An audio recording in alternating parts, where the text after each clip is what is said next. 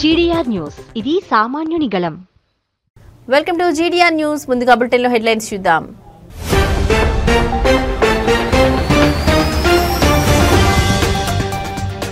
పెద్ద మొత్తంలో చెల్లింపులు చేసే వారికి గుడ్ న్యూస్. యూపీఐ లిమిట్ భారీగా పెంపు.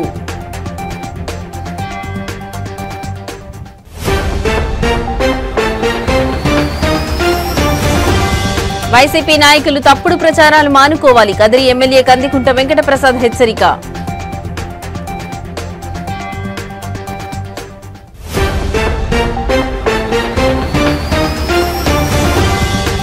యూరియా కోసం రోడ్డెక్కిన రైతులు. సత్యసాయి జిల్లా కలెక్టరేట్ ఎదుట అన్నదాతల ధర్నా.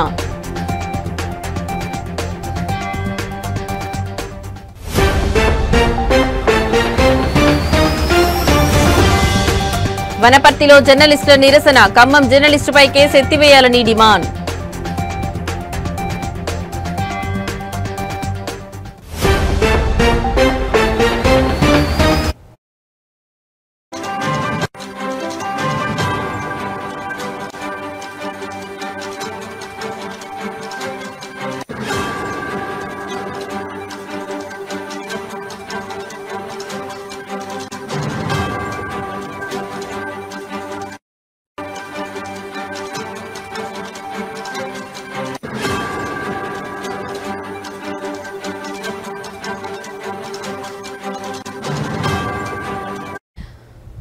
రైట్, ఇక బ్రేకింగ్ న్యూస్ చూస్తున్నాం. యూపీఐ ద్వారా పెద్ద మొత్తంలో చెల్లింపులు చేసే వారికి శుభవార్త. తరచూ లావాదేవీల పరిమితి సమస్యను ఎదుర్కొనే వారికి national payments corporation of India ఊరట కల్పించింది. ఎంపిక చేసిన కొన్ని కీలక రంగాల్లో రోజువారీ లావాదేవీల పరిమితిని ఏకంగా 10 లక్షల వరకు పెంచుతూ నిర్ణయం తీసుకుంది. ఈ కొత్త నిబంధనలు ఈ రోజు నుంచి అమల్లోకి వచ్చాయి. ఇంతకుముందు పెద్ద మొత్తంలో బీమా ప్రీమియంలు, పెట్టుబడులు లేదా ఇతర ఖర్చులు చెల్లించాలంటే లావాదేవీలను విభజించాల్సి రావడం లేదా చెక్కులు, బ్యాంకు బదిలీల వంటి పాత పద్ధతులను ఆశ్రయించాల్సి వచ్చేది. ఈ ఇబ్బందులను తొలగించి అధిక విలువైన లావాదేవీలను డిజిటల్ బాట పట్టించేందుకే ఈ మార్పులు చేసినట్లు ఎన్పీసీఐ స్పష్టం చేసింది. అయితే ఈ పెంచిన పరిమితులు కేవలం వ్యక్తుల నుంచి వ్యాపారులకు చేసే చెల్లింపులకు మాత్రమే వర్తిస్తాయి.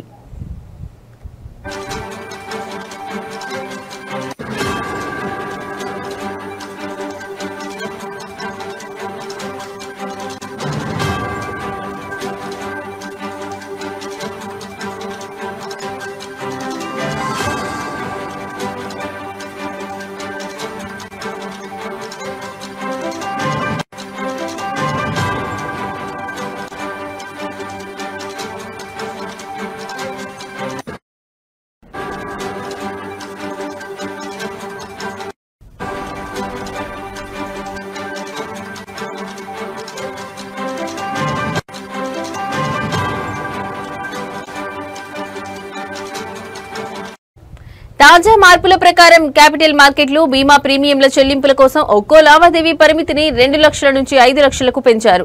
ఈ విభాగాల్లో ఒక రోజులో గరిష్టంగా 10 లక్షల వరకు చెల్లించవచ్చు. అలాగే రుణ వాయిదాలు, ప్రయాణ బుకింగ్లు, ప్రభుత్వ ఈ మార్కెట్ ప్లేస్ లావాదేవీల కోసం కూడా ఒక్కో లావాదేవీ పరిమితిని 5 లక్షలకు పెంచారు. క్రెడిట్ కార్డు బిల్లుల చెల్లింపులకు ఒక్కో లావాదేవీకి 5 లక్షల వరకు అవకాశం కల్పించగా రోజువారీ పరిమితిని 6 లక్షలుగా నిర్ణయించారు. నగల కొనుగోళ్లకు లావాదేవీ పరిమితిని 2 లక్షలకు, రోజువారీ పరిమితిని 6 లక్షలకు పెంచడం ద్వారా వినియోగదారులకు కొంత వెసులుబాటు కల్పించారు.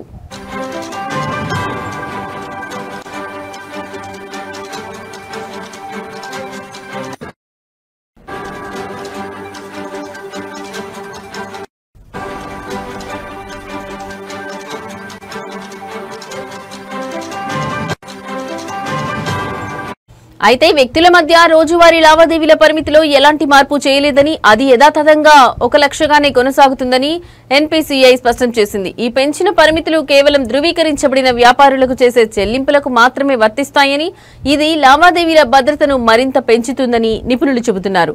ఈ నిర్ణయాన్ని ఫిన్టెక్ సంస్థలు, పారిశ్రామిక వర్గాలు స్వాగతించాయి. వినియోగదారులు ఎలాంటి అదనపు ప్రక్రియ పూర్తి చేయాల్సిన అవసరం లేకుండానే ఈ కొత్త పరిమితులు ఆటోమేటిక్ గా వర్తిస్తాయని ఎన్పీసీఐ తెలిపింది.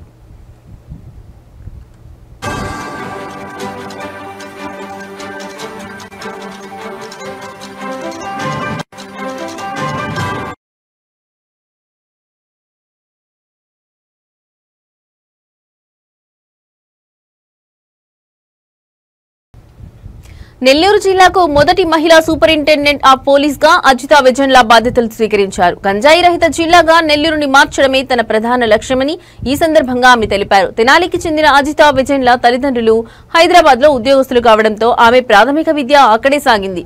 నెల్లూరులో ఇంటర్ చదివిన అనంతరం చెన్నై ఐఐటీలో మెకానికల్ ఇంజనీరింగ్ పూర్తి చేశారు.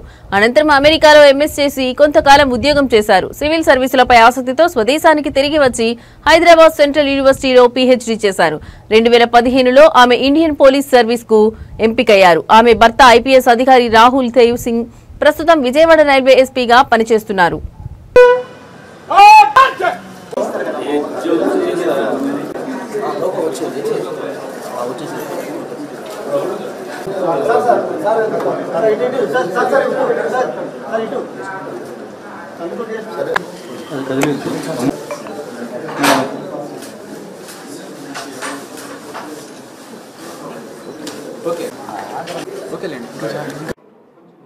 ఇక్కడ సమావేశమైన మన మీడియా మిత్రులందరికీ అభివందనలు.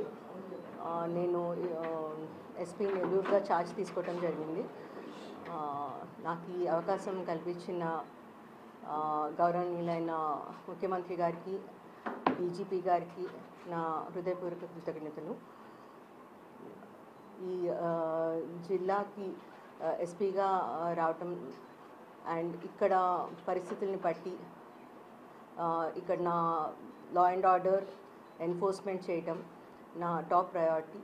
సో దాని ప్రకారంగా అందరి కోఆపరేషన్తో ముందుకెళ్దామనేసి ఆశిస్తున్నాను. ముఖ్యంగా ప్రతి చోట లా అండ్ ఆర్డర్ ఎన్ఫోర్స్మెంట్కి ముఖ్యంగా కావాల్సింది మన రౌడీ ఎలిమెంట్స్ కంట్రోల్ చేయటము అండ్ క్రైమ్ అగేన్స్ట్ ఉమెన్ జరగకుండా చూసుకోవటము, sense of safety and security అందరిలోనూ ఉండటం చూసుకోవాలి. సో దానికోసం పోలీస్ డిపార్ట్మెంట్ తరఫున మా మొత్తం టీంతో ఎఫిషియెంట్గా వర్క్ చేసేట్టుగా కంపల్సరీ కృషి చేస్తాను. ఇంపార్టెంట్లీ ఇక్కడ యువత ఎటువంటి డ్రగ్స్ వంటి వాటిలోకి వెళ్లకుండా enforcement both supply and demand side control చేయడానికి మేము అన్ని రకాలుగా కృషి చేస్తాము. మీకు తెలిసింది ఈగల్ అనే ఒక ప్రత్యేక బృందం కూడా రాష్ట్రం తరపున పోలీస్ డిపార్ట్మెంట్లో ఏర్పాటు చేయడం జరిగింది. సో మనం డిస్ట్రిక్ట్లో కూడా చాలా ఇంపార్టెన్స్ ఇచ్చి డ్రగ్ ఎన్ఫోర్స్మెంట్ సరిగా చేస్తాము. సెకండ్ థింగ్, ఇంపార్టెంట్లీ ఈ మధ్య cyber crime and financial frauds ఇవి రెండు చాలా ఎక్కువ అవుతున్నాయి. సో స్పెషల్ టీమ్స్ పెట్టుకొని మా టెక్నికల్ కేపబిలిటీని కూడా పెంచుకొని మా టీం అందరినీ కూడా మంచిగా ట్రైన్ చేసుకొని వాటన్నిటినీ ట్రాక్ చేసేట్టుగా అండ్ మంచిగా ఇన్వెస్టిగేట్ చేసేట్టుగా చూస్తాము. అండ్ డిటరెన్స్ కూడా ఉండేట్టుగా స్టెప్స్ తీసుకుంటాము. మోస్ట్ ఇంపార్టెంట్లీ మా స్టాఫ్ మా పర్సనల్ ఒక wellbeing and mental health is very important. Police పర్సనల్కి కావాల్సినట్టుగా అన్ని రకాలుగా వెల్ఫేర్ కార్యక్రమాలు కూడా చూసుకుంటాము. And last but not the least, the top priority ప్రజలకి అందుబాటులో ఉండటము. సో పీపుల్ సెంట్రిక్ డెసిషన్స్ తీసుకుంటూ ఎప్పుడు ప్రజలకి అందుబాటులో ఉంటాను. నేను ఆఫీస్లో ఎప్పుడైనా కానీ anybody can walk in to my office and phone అందరి దగ్గర ఉంటుంది, డిస్ట్రిక్ట్ ఎస్పీ నంబర్ మీ దగ్గర ఉంటుంది. ఎప్పుడైనా ఏదైనా ఇన్ఫర్మేషన్ చేయాలనుకున్నా కానీ మీడియా మిత్రులు కానీ ప్రజల్లో ఎవరైనా కానీ anybody please do not hesitate, నాకు ఎప్పుడైనా కాల్ చేయొచ్చు, నేను కాల్స్ తీసుకుంటాను. సో అండ్ ఎనానిమిటీ కూడా ఉంటుంది. సో మీరు ప్రజలకి మన సొసైటీలో మనం లా అండ్ ఆర్డర్ ఎన్ఫోర్స్మెంట్కి అన్ని రకాలుగా కృషి చేస్తున్నాను నేను అనిపిస్తున్నాను. Thank you. Overall it's a very good district అండి. వీ హ్యావ్ హ్యాడ్ మా ముందు చాలా మంచి ఆఫీసర్స్. చిత్తూరు జిల్లా స్వయంభూ శ్రీ వరసిద్ధి వినాయక స్వామి వారి దేవస్థానం కాణిపాకంలో జరుగుతున్న వార్షిక బ్రహ్మోత్సవాలలో భాగంగా 19వ రోజు రాత్రి కామధేను వాహన సేవ వైభవంగా జరిగింది. ఈ కార్యక్రమంలో సిద్ధి బుద్ధి సమేత శ్రీ వరసిద్ధి వినాయక స్వామి వారు కామధేను వాహనంపై కొలువై కాణిపాకం పురవీధుల్లో గ్రామోత్సవంలో పాల్గొన్నారు. స్వామివారిని దర్శించుకోవడానికి భక్తులు పెద్ద సంఖ్యలో తరలివచ్చారు. ఈ కార్యక్రమంలో దేవస్థానం కార్యనిర్వహణాధికారి పెంచల కిషోర్, ఆలయ అధికారులు, కామధేను వాహన ఉభయదారులు మరియు ఇతర భక్తులు పాల్గొన్నారు. స్వామివారికి ప్రత్యేక పూజలు, హారతులు నిర్వహించారు.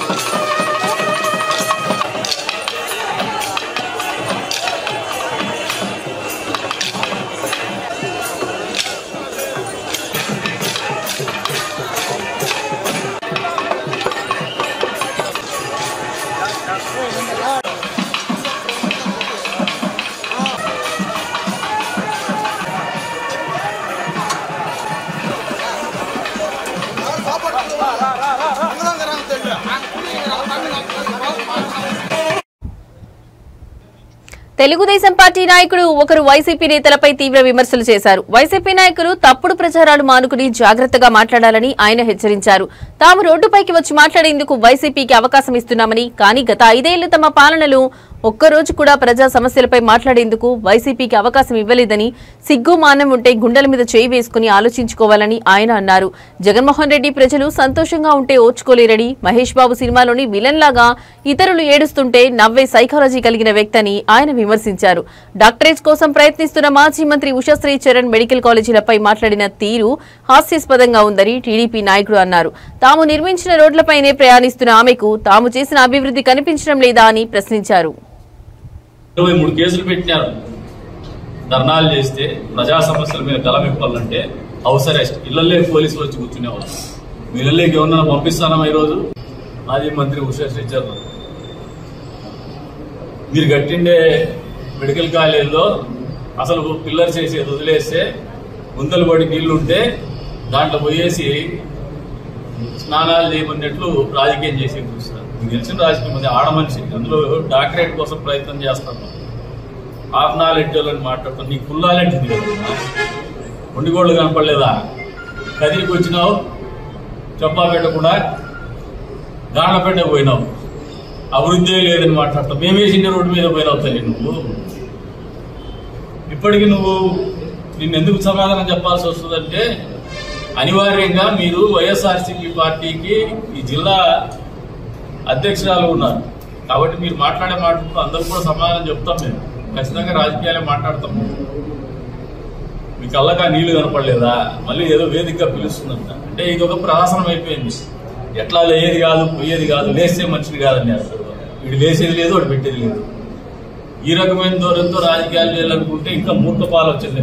మీకు హాఫ్ నాలెడ్జే మేడం, మీకు ఫుల్ నాలెడ్జ్ అయితే లేదు. ఇదంతా half knowledge, outdated politician strategy. కాంటెంపరీలో జెన్జీ వచ్చేసింది తల్లి. నువ్వు జెన్జీ కాదేమో. జెన్జీ దగ్గరికి వచ్చినప్పుడు they are more productive, they are more realistic and they are more materialist. వాస్తవాలే మాట్లాడతారు, వాస్తవంలో బతుకుతారు, వాస్తవాలే ఆచరిస్తారు, ఉత్పాదకతను పెంచుకుంటారు. వాళ్ళకి ఇచ్చిన టాస్క్ ని within no time complete చేసేటువంటి జనరేషన్ ఉన్నటువంటి పరిస్థితి. ప్రజలకు మంచి చేసే విధానంలో ప్రతిపక్షం కూడా నిర్మాణాత్మకంగా వ్యవహరించాలి కానీ అడ్డగోలుతనంగా అపోహలు సృష్టించి అబద్దాలు ఆడుతూ రాజకీయ లాభాపేక్ష పెట్టుకుని ప్రజల్ని మభ్యపెట్టే ప్రయత్నం జగన్మోహన్ రెడ్డి మొదటి రోజు నుంచి కూడా, పార్టీ స్థాపించినప్పటి నుంచి కూడా ఇదే రకమైనటువంటి ఆలోచన ఉంటారు. అందుకే ఆయన్ని సైకో జగన్ అంటారు. ఆయన మామూలుగా మనస్తత్వమే ఒక రకమైనటువంటి పెక్యులియర్ సైకాలజీ. అదేదో సినిమా వచ్చి చూడండి, మహేష్ బాబు సినిమా, ఎవరో ఏడుస్తా అంటే నవ్వుతా అంటాడు, ఆ టైప్ సైకాలజీ. సత్యసాయి జిల్లా యూరియా సరఫరాలో ప్రభుత్వం విఫలమైందని ఆరోపిస్తూ శ్రీ సత్యసాయి జిల్లా కేంద్రం పుట్టపర్తిలో రైతులు రోడ్డెక్కారు. కాంగ్రెస్ పార్టీ ఆధ్వర్యంలో రైతన్నలు భారీ ర్యాలీ నిర్వహించి కలెక్టరేట్ ఎదుట నిరసన వ్యక్తం చేశారు. ఇనుములపల్లి గణేష్ సర్కిల్ నుంచి ప్రారంభమైన ఈ ర్యాలీ కలెక్టర్ కార్యాలయం వరకు కొనసాగింది. ఈ సందర్భంగా కాంగ్రెస్ పార్టీ జిల్లా కిసాన్ కాంగ్రెస్ అధ్యక్షుడు సజ్జారెడ్డి మాట్లాడుతూ రైతులకు యూరియా సరఫరా చేయడంలో అధికార ప్రభుత్వం పూర్తిగా విఫలమైందని విమర్శించారు. ఒక రైతుకు కేవలం 2 బస్తాలు మాత్రమే ఇవ్వాలనే నిబంధనను సడలించి సాగు విస్తీర్ణానికి అనుగుణంగా యూరియాను అందించాలని డిమాండ్ చేశారు. యూరియాకు ఉన్న డిమాండ్ను దృష్టిలో ఉంచుకుని కొంతమంది వ్యాపారులు బ్లాక్ మార్కెట్కు యూరియాను తరలిస్తున్నారని, దీనిని తక్షణమే అరికట్టాలని సజ్జారెడ్డి అన్నారు. అంతేకాకుండా ఎంఆర్పీ ధరలకే యూరియాను సరఫరా చేసేలా చర్యలు తీసుకోవాలని కోరారు.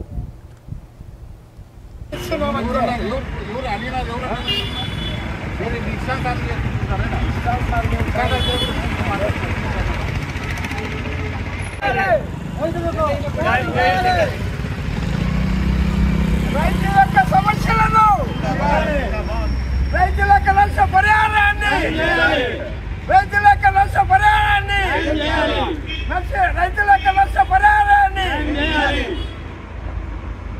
కిసాన్ కాంగ్రెస్ రాహుల్ గాంధీ షర్మిలా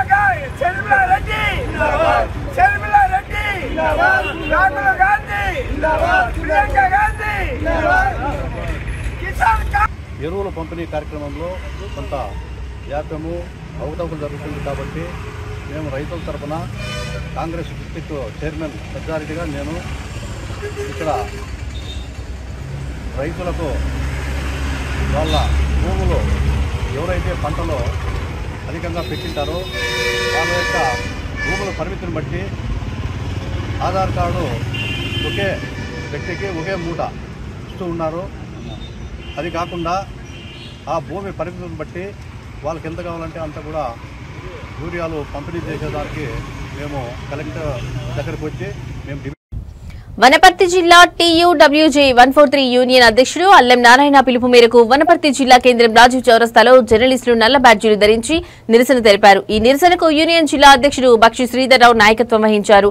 యూరియా కొరతపై వార్త రాసినందుకు Khammam T news bureau chief సాంబశివరావుపై పెట్టిన అక్రమ కేసులు వెంటనే ఎత్తివేయాలని వారు డిమాండ్ చేశారు. నిరసన అనంతరం జర్నలిస్టులు జిల్లా కలెక్టర్ ఆదర్శ్ సురభికి వినతి పత్రం అందజేశారు.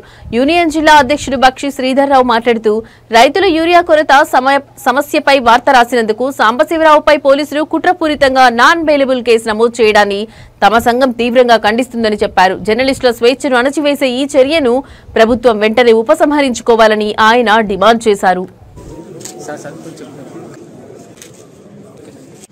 సమాజంలో జర్నలిస్టులది కీలక పాత్ర ఉంటుంది. అందులో భాగంగానే జర్నలిస్టులు ఎప్పటికప్పుడు ప్రజా సమస్యలను ప్రభుత్వం దృష్టికి తీసుకుపోయే కార్యక్రమాన్ని నిర్వహిస్తూ ఉంటారు.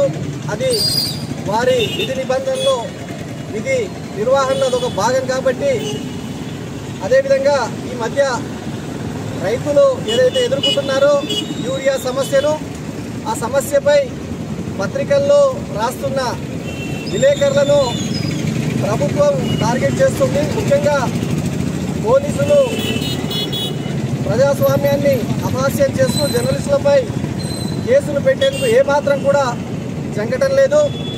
కాబట్టి ఏదైతే అక్రమ కేసులను జర్నలిస్టులపై నమోదు చేస్తున్నారో వాటిని వెంటనే ఎత్తివేయాలి.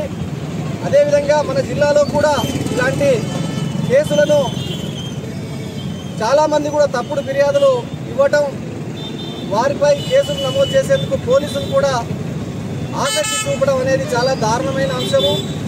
కాబట్టి ఇలాంటి సంఘటనలు ఏమైనా ఉంటే పూర్తిగా విచారణ జరిపి సంబంధిత జర్నలిస్టులతో పూర్తి వివరాలు సేకరించి ఏదైతే ప్రజాస్వామ్యానికి వ్యతిరేకంగా జర్నలిస్టులు వ్యవహరిస్తే తప్ప కేసులు నమోదు చేసే హక్కు ఎవరికి కూడా లేదు. కాబట్టి ఇటు పోలీసులు కానీ అటు రాజకీయ పార్టీల నాయకుల ఒత్తిళ్లు కానీ జర్నలిస్టులపై ఉంటే జర్నలిస్ట్ లోకం కూడా ఒక్క తాటిపైకి వచ్చి ఇలాంటి సంఘటనలను తీవ్రంగా ఖండించడమే కాకుండా జర్నలిస్టుల ఐక్యతతో చాలా అంటే ఏదైతే అన్యాయం ఉందో అన్యాయాన్ని ఎదిరించేందుకు మేమంతా కూడా ఒక్క తాటిపైకి వస్తామని చెప్పి సందర్భంగా తెలియజేసుకుంటున్నాం. కాబట్టి ఈ అక్రమ కేసులను వెంటనే తొలగించాల్సిన బాధ్యత పోలీస్ శాఖ పైన ఉంది. అదేవిధంగా ప్రభుత్వం కూడా ఎక్కడైతే సమస్యలు ఉన్నాయో ఆ సమస్యలపై ప్రజల దృష్టికి తీసుకునేందుకు పత్రికల్లో.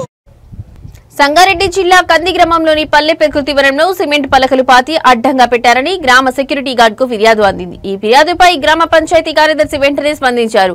గ్రామ కార్యదర్శి గ్రామ పంచాయతీ సిబ్బందితో కలిసి పల్లె ప్రకృతి వనాన్ని పరిశీలించారు. అనంతరం మాట్లాడుతూ ఈ విషయాన్ని ఉన్నతాధికారుల దృష్టికి తీసుకెళ్తామని తెలిపారు. పల్లె ప్రకృతి వనాన్ని కాపాడాలని గ్రామస్తులు కోరుతున్నారు.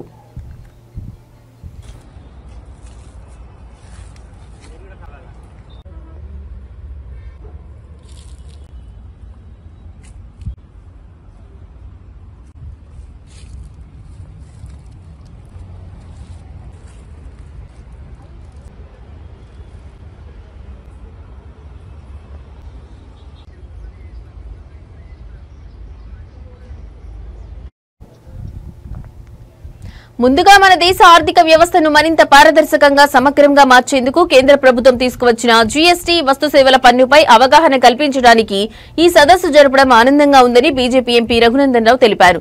ఈ సందర్భంగా ఆయన మాట్లాడుతూ మన దేశంలో ముందు చాలా రకాల పన్నులుండేవి. Excise, VAT, sales tax, service tax ఇవన్నీ వ్యాపారవేత్తలకు గందరగోళం, రెట్టింపు పన్ను భారాన్ని కలిగించేవని, ఇవన్నీ తొలగించి ఒక దేశం ఒక పన్ను ఒక మార్కెట్ అనే లక్ష్యంతో జీఎస్టీ ప్రవేశపెట్టబడిందని అన్నారు. పారదర్శకత పన్నులు ఎక్కడి నుంచి వస్తున్నాయి, ఎక్కడ ఖర్చు అవుతున్నాయన్నది స్పష్టంగా తెలుస్తుందని అన్నారు. మన చిన్న వ్యాపారులు భయపడాల్సిన అవసరం లేదు. జీఎస్టీలో కాంపోజిషన్ స్కీమ్ ద్వారా టర్నోవర్ తక్కువ ఉన్న వారికి సులభమైన విధానాలు, తక్కువ పన్ను రేట్లు అమలు చేస్తున్నారు. ఇది వ్యాపార అభివృద్ధికి తోడ్పడుతుందని అన్నారు.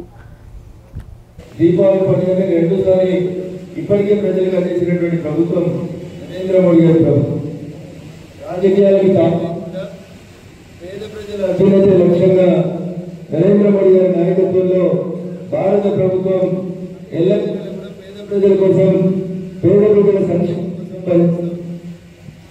దాంట్లో భాగంగా మొట్టమొదటిసారిగా నరేంద్ర మోడీ గారి నాయకత్వంలో ఈసారి బడ్జెట్ ప్రవేశపెట్టినప్పుడు చాలా మంది అనుకుంటారు కాంగ్రెస్ చాలా గొప్పగా చేస్తుంటే మన్మోహన్ సింగ్ ఉండే ఇట్లయింది అట్లయింది అని అనుకుంటారు.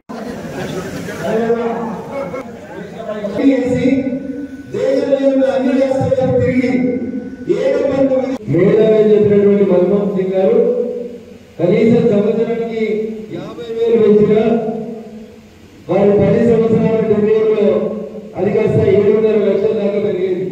కానీ దురదృష్టం అంతగా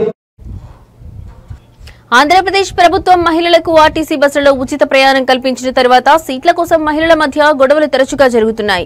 తాజాగా ఎన్టీఆర్ జిల్లాలో ఒక ఆర్టీసీ బస్సులో సీటు విషయంలో 2 మహిళలు వాదులాడుకున్న వీడియో సోషల్ మీడియాలో వైరల్ అవుతోంది. ఈ ఘటన పెనుగంచిప్రోలు నుండి విజయవాడ వెళ్లే ఒక ఆర్టీసీ బస్సులో జరిగింది. బస్సులో సీటు విషయంలో మొదట 2 మహిళల మధ్య వాగ్వాదం జరిగింది. వీరి బంధువులు కూడా గొడవలో జోక్యం చేసుకోవడంతో అది మరింత తీవ్రమైంది. 2 మహిళలు ఒకరిపై ఒకరు వాటర్ బాటిల్ విసురుకుంటూ బూతులు తిట్టుకున్నారు.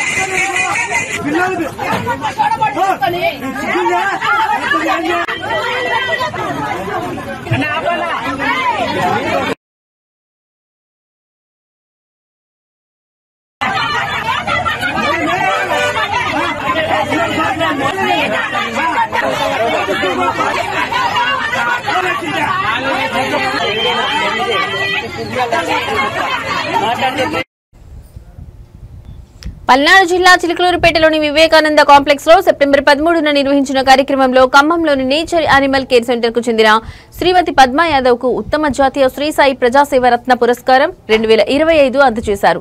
ఈ పురస్కారాన్ని శ్రీ జయసాయి ట్రస్ట్ చైర్మన్ పూసపాటి బాలాజీ గారి చేతుల మీదుగా ఆమెకు ప్రదానం చేశారు. ఈ సందర్భంగా పద్మా యాదవ్ మాట్లాడుతూ జాతీయ స్థాయి పురస్కారం లభించినందుకు సంతోషంగా ఉందని తెలిపారు. గతంలో తనకు ఎన్నో అవార్డులు వచ్చాయని, అయితే ఈ రోజు అందుకున్న అవార్డుకు ఒక ప్రత్యేకత ఉందని ఆమె అన్నారు. భగవంతుని ఆశీస్సులతో మరింత ముందుకు వెళ్లాలని కోరుకుంటున్నానని తెలిపారు. జంతు సంరక్షణలో ఆమె చేసిన కృషికి గుర్తింపుగా ఈ పురస్కారం లభించింది.